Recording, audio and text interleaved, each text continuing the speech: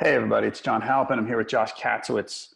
Welcome to the conference championship edition of Pickwatch Live.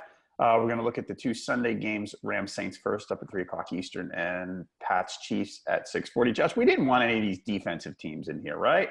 Just points, touchdowns. None of this, three and out crap. That's all we care about. It's the top four scoring offenses in the league. 35.3 points a game, 32.9 points a game, 31.5 points a game, 27.3 points a game. You can't. I mean, if you're an NFL purist, I guess, maybe you kind of bemoan there's no, there may be no defense in these games, but for everybody else, and for the TV officials, and for the, for CBS and for all those, I mean, they gotta love it. Yeah, no kidding.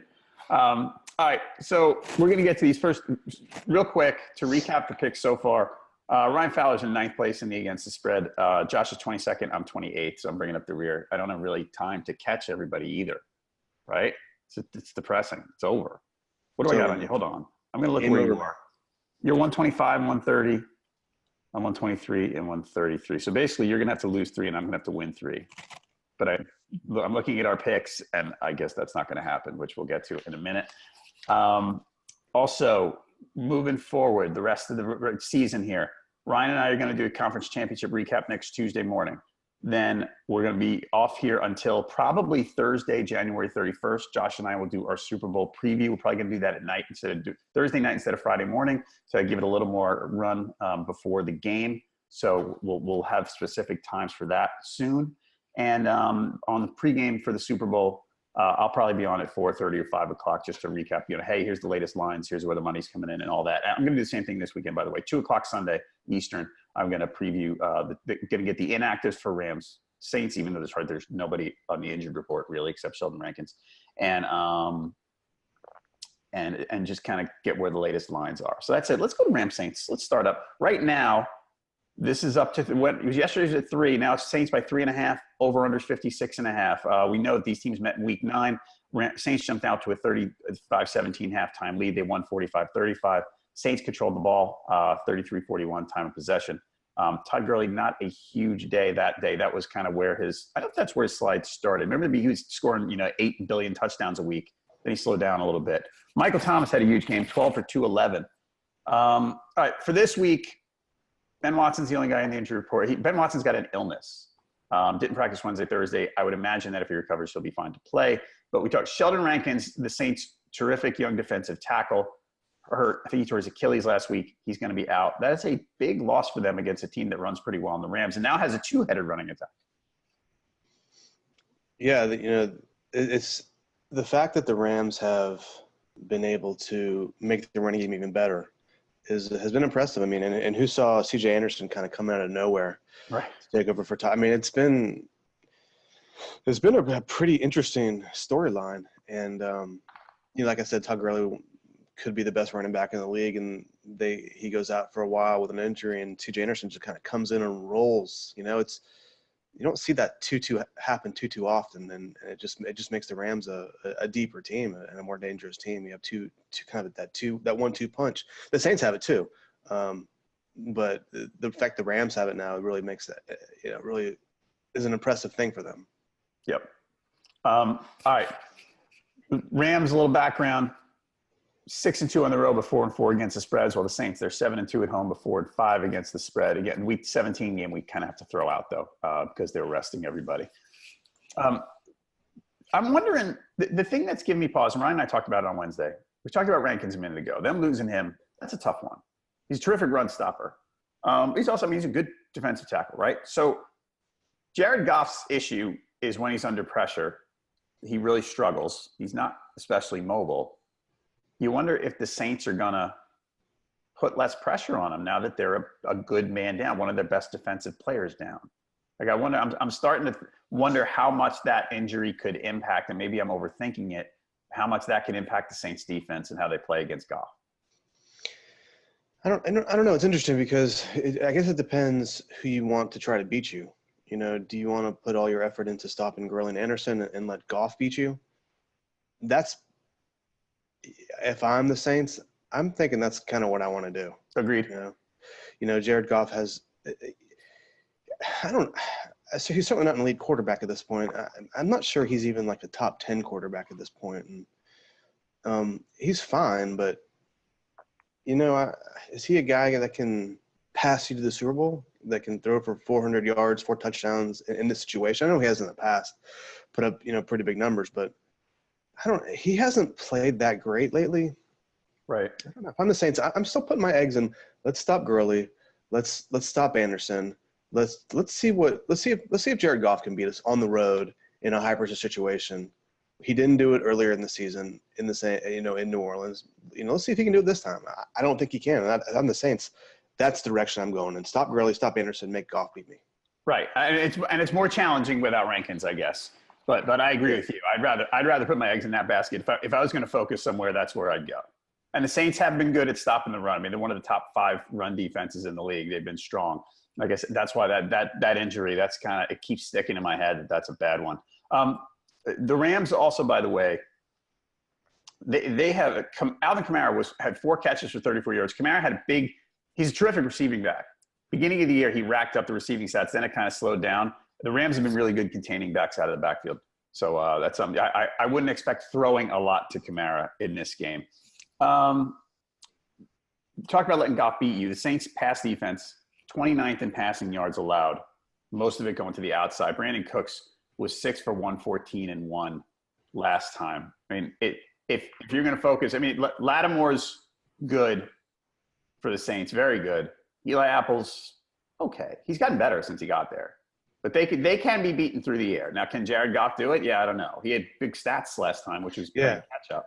But I don't know. That's going to be interesting. I wonder. I don't recall exactly whether Lattimore was matching up more with Woods or Cooks last time. But I would be trying to pick on Eli Apple if I could and see where that gets me. And what Goff did and what the Rams did last time they played the Saints in week 9 was impressive. I mean, yeah, they fell behind. What was it, 35-17, I think, in the second quarter, something like that. And they make that big comeback, tie the game up. That was, I mean, yeah, they lost the game and all that kind of stuff. But the fact that they could get back into that situation in a tough environment, like in New Orleans, one of the tougher environments, was impressive, I thought. And so, the fact that now he has another chance to do it, we're talking about Goff and how you want him to beat you, but at the same time, he's been impressive in New Orleans. He's shown that ability. All right. Other stuff in this game, stats to think about. The Saints, they're 1-5 against the spread in their last 6. They're 5-0 at home in the playoffs with Sean Payton as their coach. This one, I don't know. I can't figure this game. Like I'm the other game, which we'll get to later. I think I know who's going to win. This game, because the Saints are at home and they beat them last time, I think they'll probably win. But I do not feel strongly about it either way. There's this boxing axiom that, when you have 2 great fighters and one fighter wins a decision, the rematch, the fighter who won the decision oftentimes wins by knockout the next time. So I'm kind of thinking the same thing here. I think the Saints, the Rams are a great team, but I think the Saints are a little bit better. The Saints have proven they can beat them, and the Saints are at home. That's if this game was in LA, I wouldn't worry so much about the home field advantage. But in New Orleans, that's a true thing, man. Yeah, and if you watched the Rams much, I was noticing again last week, a lot of communication between McVay and Goff pre-snap. They let the clock run down for a while they're figuring out what to do, figuring out what play to call, or changing it. And this is not a great environment to be doing that. I mean, look, you get it done some, but it's harder. That's all. It's just going to add, it adds a layer of complication for the Rams, I think, is the best way to put it. Right. And if you're doing that kind of basic analysis of quarterback versus quarterback, Goff, I mean, Brees is one of the best quarterbacks of all time. And Goff, we're still not really sure what Goff is and if he can be that elite quarterback. So you just look at it from that basic analysis, and who are you going to pick between Brees and Goff? I mean, there's no question about that. Right. You're going Brees every time. Absolutely. Like, I'm with you. I think Goff's fine. I don't know if he's a top 10 either. He's He's fine. He's in a great system. I don't want to beat the guy up. I don't think he's bad. It's just, he's not an elite type quarterback.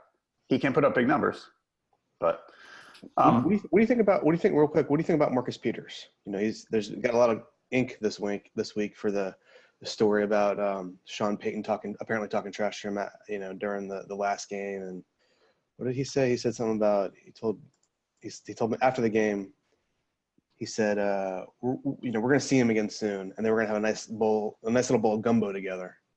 That's a pretty funny story, but I wonder if they're going to go. Michael Thomas beat him up pretty good. Yeah. Last game, they didn't have Aqib Talib at the time, and Aqib Talib back with the Rams obviously makes a difference. Yep. So it's going to be unclear if Peters is going to be on Thomas the entire time, or if he should have taken. He shouldn't. He's no good. I mean, he's struggled all year. Yeah. So I wonder if they're going to or maybe they'll put Talib on Thomas this time. Maybe that's a better play. I just wonder, like, now that there's this element of trash talking and gumbo eating and that kind of thing, I wonder how that affects things. I'm not sure about that, but yeah, I think the Saints win through the air. The weird thing about the Saints, though, after Thomas, their pass and Kamara, their pass receiving game is kind of weak. Ted Ginn's probably your next best receiver. Yeah. So, if you can lock down Thomas, you got a pretty, there's ways to stop that passing game. I mean, Breeze is great. He finds people, but he doesn't have a lot to work with. No, but, we talk about that running game. That running game is really good, too, with Kamara and Mark Ingram. So there is a little bit of flexibility there. If that pass game if they're really shutting down Thomas and Ginn is doing kind of the normal thing he's done throughout his career. He's only got 17 catches this year, doesn't he? Well, he's hurt for a while. Yeah. Yeah. But 30 targets, 17 catches, not a great percentage there. Ginn's kind of been a guy who's just always kind of been there. Yeah, he's a drops guy too. He's a fast drops guy. Yeah. Yeah, you're right. No, I mean, after Thomas, they really drop off. But they like this. The backup of the running game, I think, makes me a little more comfortable with that. Are you pretty strong with this? Pretty strong feeling about the Saints? Yeah, I think the Saints are going to win. I think they're going to cover. Neither of these games was too difficult for me to decide. Okay. Yeah, I think this one I actually picked the Rams against spread. I just think it'll be a close game. I mean, I could see your side of it. Like I said, I don't feel strongly. Yeah. I just think it'll be close. And on the over/under, again, right now we're at 56.5. How on earth do you bet under in this game? Like I don't see it at all. Yeah, in that dome with those two teams, this to me seems like a pretty easy call. But then you're like, what does Vegas know that I don't know? Right? like those kind of, like, they must know this line is a little low. Like, why are they doing that? Maybe they are. And a lot of times when you think that, Vegas is right. Yeah, that's true. But you can't bet your money. You can't bet your money based on that. You got to go with. You got to go with what you think is going to happen. So yeah, if it's me, you got to bet this thing over all day long. So right now, straight up, I'm going Saints straight up in Rams against the spread if I can get 3.5. Right now on NFLPickwatch.com, 57% of the fans are with the Saints against the spread. 52% of the experts are with the Saints against the spread. So it's pretty close. So that's that on this one. Patriots-Chiefs. Currently, we're recording this on Friday morning, a little before 8 o'clock Eastern. And this will change, certainly. Keep an eye on it. Chiefs are favored by 3, over under 55.5. This game will start at 6:40. So, by the way, the over-under opened at 58, and now it's 55.5. Now, it went down right off the bat early in the week because on Tuesday or so, the weather forecast was for temperatures at 0. Like, it was just going to be this disastrously cold day and be one of the more coldest playoff games ever and all that stuff. Forecast has lightened up. It looks like we're going to be in the mid to high 20s. So not unplayable, not extremely uncomfortable. I mean, cold for sure, but nothing that weather, that doesn't make me think anybody's going to be negatively affected too much. The weather's not a factor. Yeah. Really. So we can throw that out, right? Yeah, I mean, as long as it's not snowing. Yeah. Right, and it's not supposed to. Yeah. So yeah, it was too bad. I was kind of looking forward to the 0. I mean, selfishly, I feel bad for the players. Because you're going to be home in Charlotte, home house. Yeah. Exactly. What do you think the Pats playing the disrespect card? I don't know. It's pretty disingenuous, I think. I mean, when Brady had that interview last week, it was like, yeah, everybody thinks we suck. Well, yeah, there's some truth to that. I don't think anybody thinks the Patriots suck, but I mean, I think people think that the Patriots are not as good as they normally are. Right. We've said that. What's that? We've said that all year. Yeah, but coming from Tom Brady, it's like, I read somewhere that like the Patriots don't get the opportunity to play this card very often, so why not play it? Why not play disrespect, like us against the world kind of mentality? Which I guess, but I don't know. It just comes off as like kind of blah to me. Yeah, Edelman was doing it too. I think they made T-shirts or scarves or bandanas or something. The ability of elite athletes to manufacture reasons to get angry at people always amazes me. That they could really. I mean, it's this is the part that's so hard to. We can analyze skill, right? And people do it better than me, but to what's going on in someone's head and what motivates them, that's so. And you've done more of this than me because you've worked more directly with elite athletes that the ability of them to trick themselves almost into getting angry and getting motivated because someone doesn't respect them or something like that. It's so interesting to me how the brain works like that because I couldn't. I'm like, God, who cares if someone says I suck? Yeah, well, that's why they're the mentality is so in life is such an important thing. Whether you're running on the treadmill at the gym or you're, in this high stakes football game. Yeah. And you're right. If you can manufacture some kind of disrespect, I think there's something to that of that being a positive thing for somebody, like to get you motivated even more. I mean, but I don't know, to play it off like that, to me, Brady just came off like a whiner, but right. I don't know. Nobody thinks they suck. Just because people think you're. Just because people picked against you in a football game doesn't mean everybody thinks you suck. What's happening though?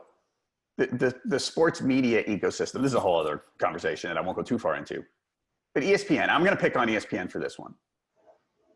Someone on ESPN says that maybe this is the end. And I'm creating sort of a hypothetical, generalized situation here. Someone on ESPN says that maybe this is the end of the Belichick-Brady dynasty. And then other people on ESPN report that, hey, people are saying that this might be the end of the Belichick-Brady. Like, no, you're saying it. Like, you're making up your own news. So it's just weird to me how all that works. And then, it's everywhere because they made their own story. Yeah, that happens. Yeah, that's funny. That happens a lot with ESPN. That ecosystem we're talking about. Yeah, but I don't think Brady's necessarily wrong in saying in the general idea of it, of like people don't think we're very good, like as good as normal. I think that's true. I mean, we've talked about that a lot this year, like you said.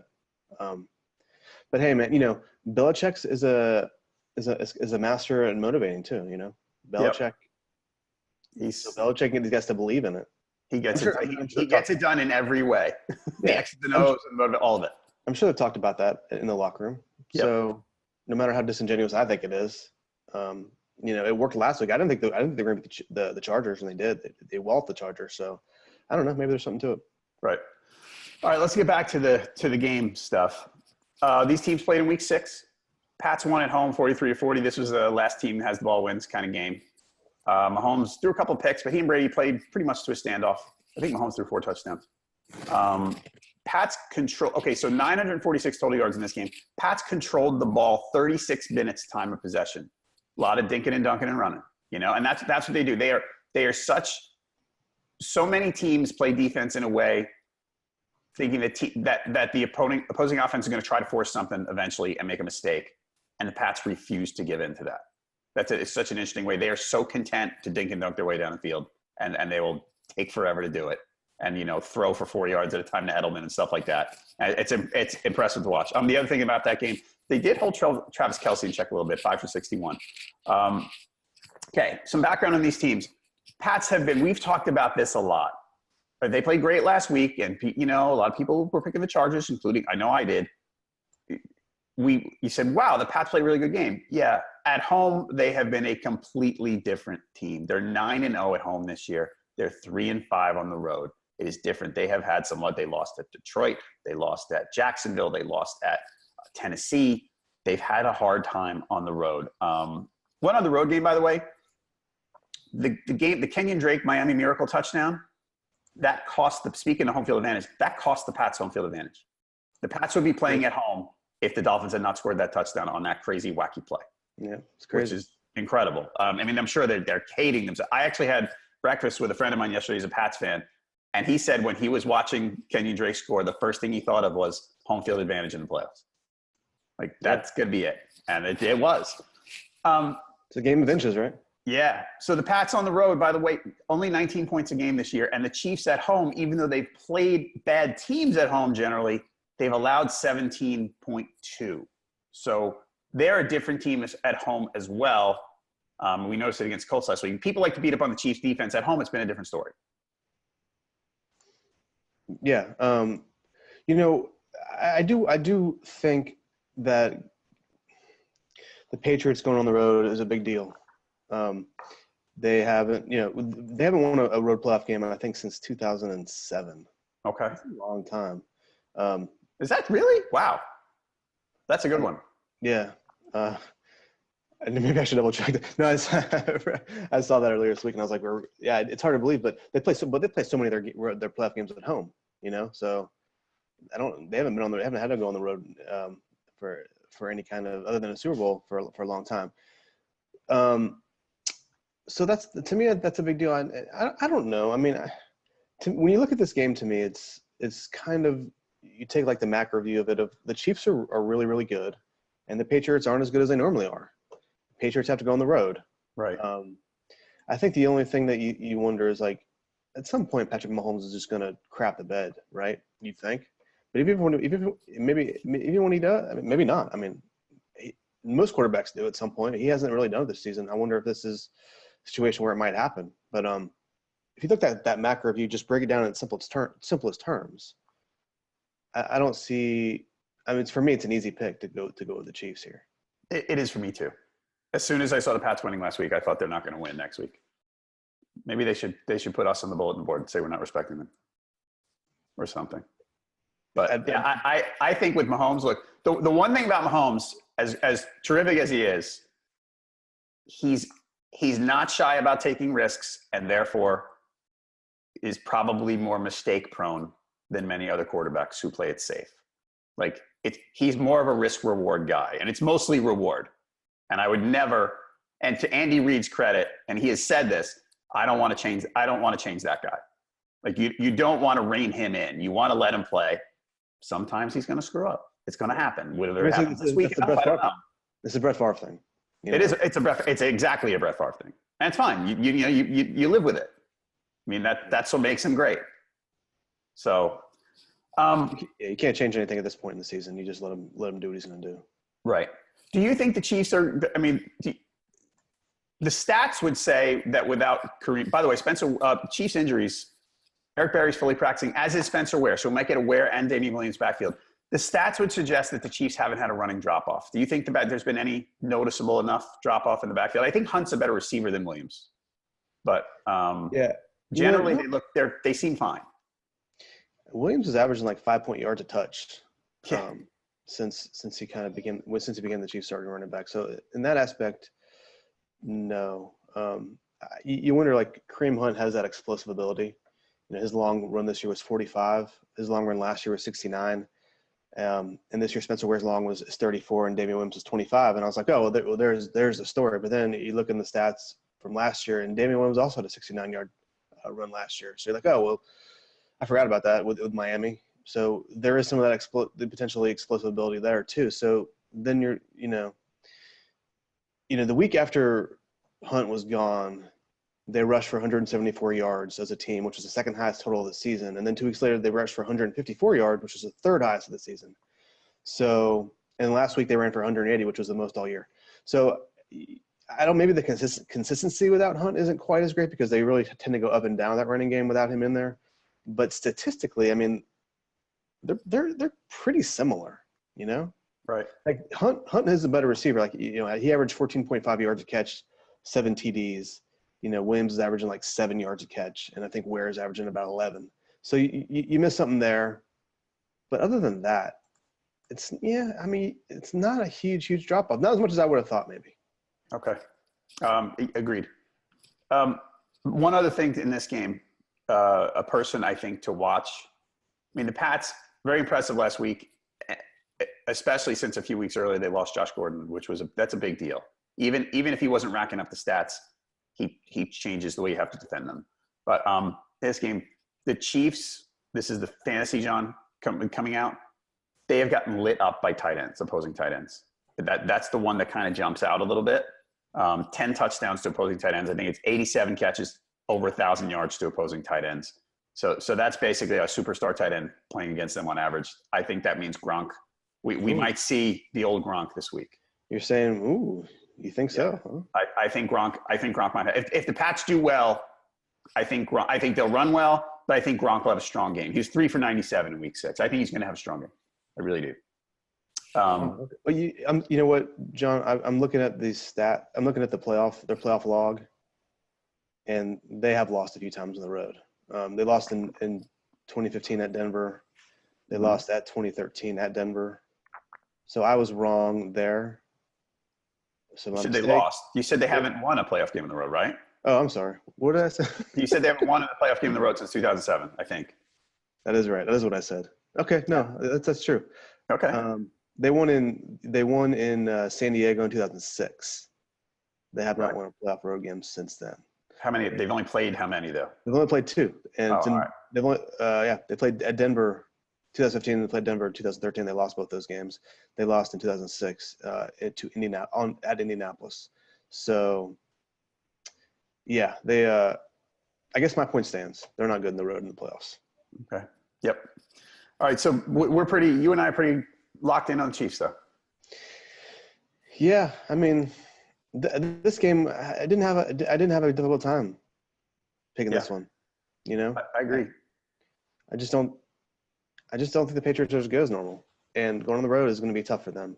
This is the first AFC Conference Championship game in Kansas City in Arrowhead history. Isn't that weird? That's crazy. That's a great home field. It's a great home field atmosphere and advantage. Mm-hmm. Yeah. Do you see the over under 55.5? When I saw the early weather report, I got scared. Now I'm not scared. I think it's going over. Yeah, I think so too. I mean, I like I said, unless it's snow. Yeah, I mean, these guys they're pretty used to playing in cold temperatures, and both these teams obviously they're northern teams that are not dome teams, so they're used to playing in the cold. Right. I understand that cold obviously affects it somewhat, but I don't. Like I said, unless it's snowing, unless it's raining, I think they'll go over. Okay. Like I said, these are two of the top 4 scoring teams in the league. Yeah, I think it's going over. And I got to tell you, by the way, this game, to wrap this one up, 52% of the fans like the Chiefs, given the points. Experts are split 50-50. Again, we're doing this Friday morning, so it's early. We'll have more picks in later today, Saturday and Sunday. You can look at NFLPickwatch.com, and you can see what everybody else is doing if you want to use that to help make your picks. I would love, wrapping up these 2 games, I know you picked the Saints, and I was thinking it's a close game. I would love a Rams-Chiefs rematch. I would love it. I hope there's 100 points in the Super Bowl. I just think that'd be great. I don't need any defense at all. Any combination of these teams going to the Super Bowl, I think would be great. Yeah. I think it'd be great for network TV execs. I think it'd be great for the fans. Any combination I'll take. I'd be happy to watch. Me too. All right. Anything else? You got anything else? Anything we missed? No. Do you know Tommy Tomlinson? Are you buddies with him? I don't. And he's Charlotte area native. He's got a great. I don't know if you read his excerpt. He's a sports writer out of Charlotte, longtime sports writer. He wrote a book called, I think it's called The Elephant in the Room. It is. And Tommy is a large man. He talks about his struggle with weight. And I just read the excerpt. I think the excerpt was, where was the excerpt? I can't remember if it was on. He's a great writer. Yeah. There's a really good excerpt this week. I can't remember where it's from, Deadspin, or look at, Google Tommy Tomlinson excerpt, I guess. But great writer, and just it made me really sad reading that book, that excerpt, with his struggles with his weight and all that, how it affects his life. So, I don't know if you're looking for. Is he a UGA guy? He is a UGA guy. Yeah. Yeah. Okay. Yeah. And he helped me get a gig at Forbes. So really nice guy. We've talked a few times. I wouldn't say we're friends or buddies or anything like that, but nice guy. Really great writer. And if you're looking for some content to read this week, man, you couldn't do any better than that. Than that piece. I actually tweeted him one day because I was in the 9/11 Memorial Museum in New York this summer, and they had a special exhibit on sports after 9/11. And you know how, like, when the Yankees came back after a week and the Mets came back and Mike Piazza had a home run in the 9th inning or the 8th inning or whatever. And there was an excerpt from something he wrote in the museum, sort of on display. And it wasn't a big thing. So I actually tweeted it to him, and it's like, he's like, I can't believe that's in there. It was great. He was so excited. Yeah, that's funny. So, yeah, I want to check out that book too. All right. Everybody, I'm going to be back on Facebook Live sorry this wasn't on Facebook Live today. We had some technical difficulties. Sometimes it happens with what we do with Facebook. Long story you don't want to hear. I'll be Facebook Live at 2:00 Eastern on Sunday, just updating you on the latest lines, what everybody's picking, and all that stuff. So please check us out then. And if you're watching this on YouTube, like our Facebook page. You watch it on Facebook, please subscribe to our YouTube channel. Blah blah blah. And the individual game discussions that we're going to break down, put it on YouTube, so you can check out those too. All right. John, you're supposed to say smash that subscribe button. That's a YouTube thing. Smash and subscribe. Turn on the bell. That's what it says. That's what you're supposed to. How did I miss this? Yeah, you're not a millennial, man. I'm so not a millennial. I'm not either, but I watch the millennials, I guess. All right. He's on Twitter at Josh Katzowitz. I'm at jhalpin37, and the main account here is at Pickwatch. Thanks for watching today's edition of Pickwatch Live. Again, Sunday, 2:00 on Facebook Live. Please check it out. For Josh Katzowitz, I'm John Halpin, and thank you again for watching Pickwatch Live. Good luck this weekend.